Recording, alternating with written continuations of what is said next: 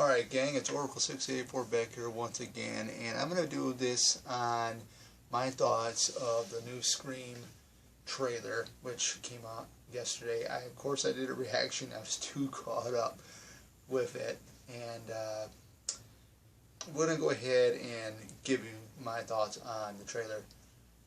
I honestly think this trailer was so nicely put together. Of course, you know, it's not Wes Craven, but the way the two directors did it, they're from Ready or Not.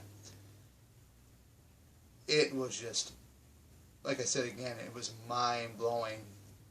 This was a good way to honor Wes Craven from the trailer standpoint.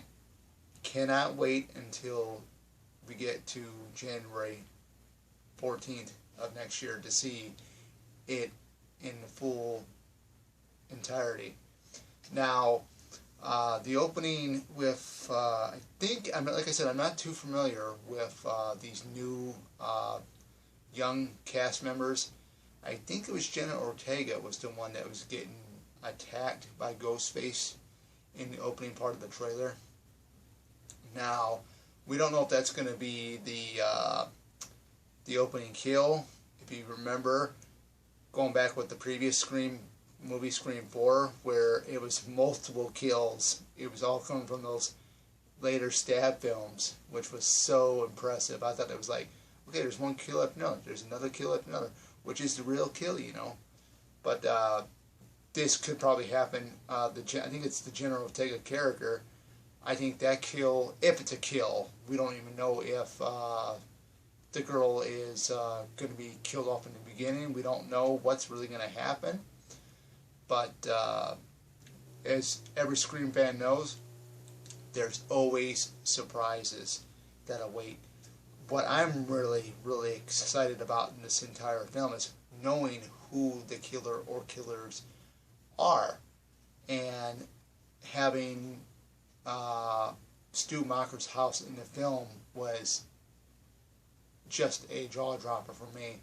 I knew about it before the trailer came out because they showed like on-set photos of Neve Campbell and I think it was Kevin Williamson and Courtney Cox on set, but to actually see it in, you know, the trailer, especially I saw it was a still photo of Melissa Barrera in the foyer area of the Macher house, which is going to be really interesting because we don't know what's going to happen. We don't know how this killer or killers are linked to the Macher house.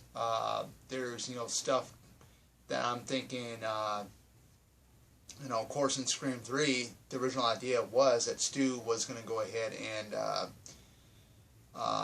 orchestrate the killings from prison and stuff like that.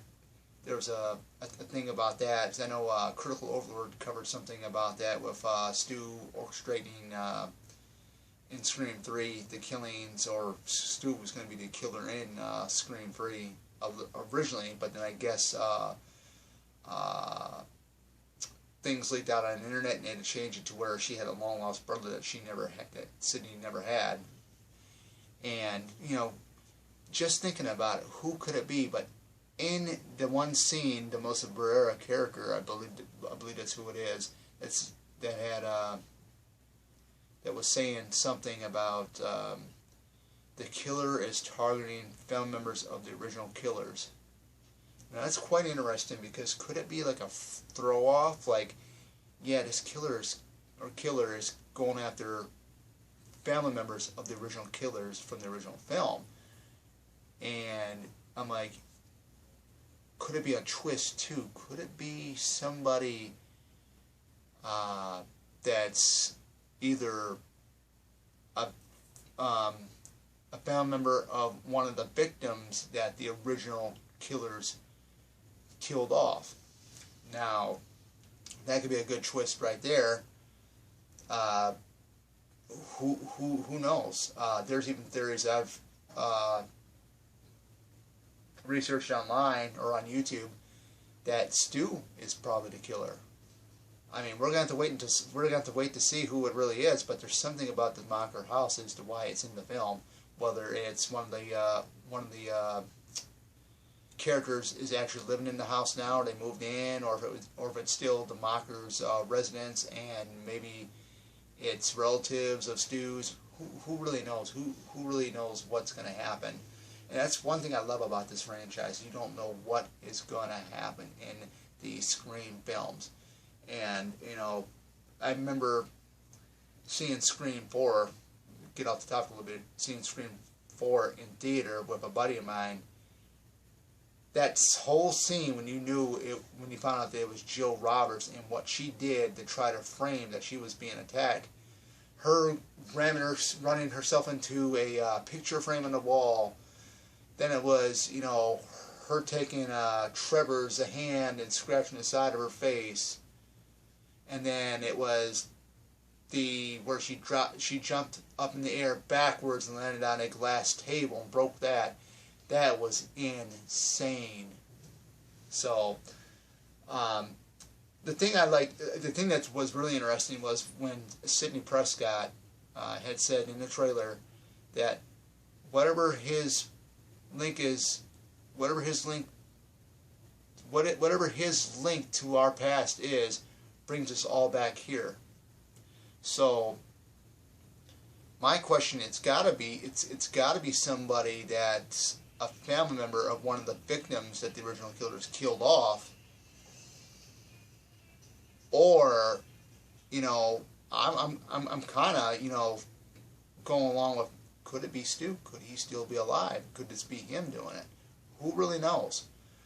But I just love, like, when you get to Sidney Prescott in the trailer, when Dewey calls her, and he says, "There's three more attacks.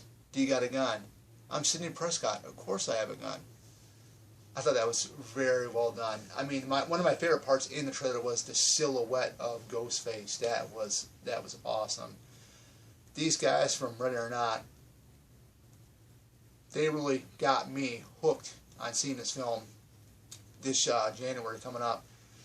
I think, you know, if this movie is going to be anything like what they showed us in the trailer, you know it's going to be a Scream. It's going to be a Scream, baby. No doubt about it. The nice thing about this one, like I said, I am going to see Halloween Kills. The nice thing about the Scream trailer is that they didn't show anybody really getting killed off. I know it got kind of really quick at the end. I know someone was set on fire. I did see that part. I did see Judy Hicks, and now she's supposedly the sheriff in this one. Her driving the SUV. I did see that part. But, I mean, like I said, this is going to be top notch. It's going back to the roots. It's going to be dark. It's going to be, you know, scarier. It's just going to be, oh, man, I got chills down my spine, guys, just thinking about this film. I mean, I'm going to be thinking about this all the way until possibly January.